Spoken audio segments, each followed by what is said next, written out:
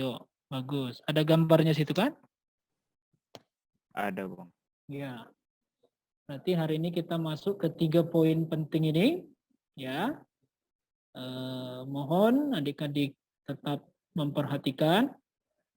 Jangan sampai terlewatkan ya. Nanti abang tanya satu-satu. Tandanya kamu fokus ya. Posisi jangan sampai tergeletak. Tetap berduduk ya. Abang nggak terlalu tahu seperti apa situasi di ruangan kalian, tapi harapkan itu situasinya cukup kondusif ya untuk belajar ya. Oke, adik-adik kita mulai. Yang pertama mengenai tegangan permukaan ya. Tegangan permukaan. Nah, inilah itu gambar-gambarnya. Ini bersesuaian dengan topik kita yang pertama mengenai tegangan permukaan ya. Nah, tegangan permukaan yang dimaksud di sini adalah tegangan permukaan zat cair. Jadi, Denis? Halo Denis? Halo Bang. Ya, kalau ditanya permukaan, kamu tahu yang mana permukaan? Nggak tahu Bang. Nggak tahu? Siapa yang tahu apa arti permukaan? Permukaan air, permukaan laut, yang mana itu? Lili? Yang mana itu maksudnya permukaan?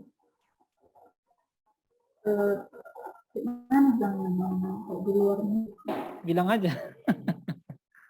Kalau kau lihat gambar ini gambarnya,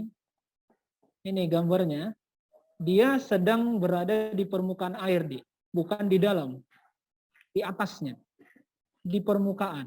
Jadi permukaan itu semacam ada wajahnya, muka, ya, wajahnya. Kalau di dalam tidak lagi permukaan, ya, di permukaan. Berarti di atas air ya, di atas air. Kalau misalnya kita lihat gambar, nah itulah namanya permukaan ya. Berarti nyamuk ini sedang berada di atas permukaan air. Sudah nyambung istilah permukaan, Denis? Nah, itu harus tahu dulu. Kalau nggak tahu berat ini meneruskannya.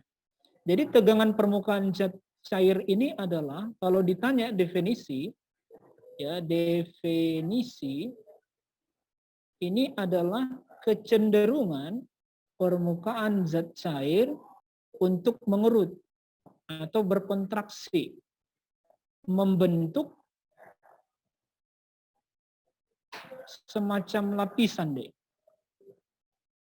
Makanya kalau misalnya ambil misalnya tanganmu, ambil tangan gitu kan, kau tamparkan misalnya permukaan air, itu terasa sakit atau enggak? Manogar? Sakit Bang. Ada semacam yang menghalangi kita ya, ada semacam lapisan atau semacam dinding yang membuat ya tangan kita terhalang untuk masuk. Itulah akibat adanya tegangan permukaan ya. Tegangan permukaan ini muncul ya, ini muncul karena adanya gaya kohesi. Apa itu gaya kohesi? Kalau kita ambil definisi, ada istilahnya gaya adesi. Adesi ini adalah gaya tarik ya. Gaya tarik antar partikel tidak sejenis. Nah, namanya A. A artinya tidak ya. Makanya agama tidak kacau balau. ADC tidak sejenis. Tidak sejenis. Apa contohnya misalnya? Misalnya antara tinta pulpen dengan kertas. Nah, itu kan pulpen atau tintanya. Tintanya ini tinta tinta pulpen atau tinta pensil dengan kertas. Tinta dengan kertas kan beda jenis partikel, tetapi mereka bisa saling tarik-menarik atau menempel. Berarti gaya adhesinya ada. Ada gaya adhesinya. Misalnya spidol dengan papan tulis atau dengan kertas. Tintanya ya, bukan spidolnya ya, tintanya itu bisa nempel karena ada gaya kohesi. Itu maksudnya. Ada nanti istilahnya gaya kohesi. Kalau gaya kohesi adik-adik itu antar partikel sejenis. Ini gaya tarik ini kebanyakan teori kita hari ini ya. Gaya tarik antar partikel sejenis. Nah, misalnya air dengan air. Makanya air di wadah itu tetap saling menyatu ya karena mereka punya gaya tarik masing-masing. Atau justru kalau kita lihat ini tetesan-tetesan air ini cenderung berbentuk bulat karena mereka atau antar partikel zat cair itu atau air lah kita katakan ini saling tarik menarik. Ini ditarik, kita perbesar dulu. Ini misalnya air ya, kita teteskan air misalnya. Kenapa dia berbentuk bulat? Karena memang antar partikel zat cair itu ada saling tarik menarik, sehingga cenderung dia berbentuk bulat, gitu ya. Cenderung berbentuk bulat karena sudah dalam keadaan seimbang, gitu. Cenderung berbentuk bulat, ya. Kalau antar partikel sejenis, misalnya air dengan air, raksa dengan raksa, ya kan? Air dengan air, gitu ya. Makanya mereka tetap bercampur atau berpadu. Kenapa? Karena mereka punya gaya tarik masing-masing. Inilah yang memunculkan tegangan permukaan. Ini yang memunculkan tegangan di mana? Di permukaan.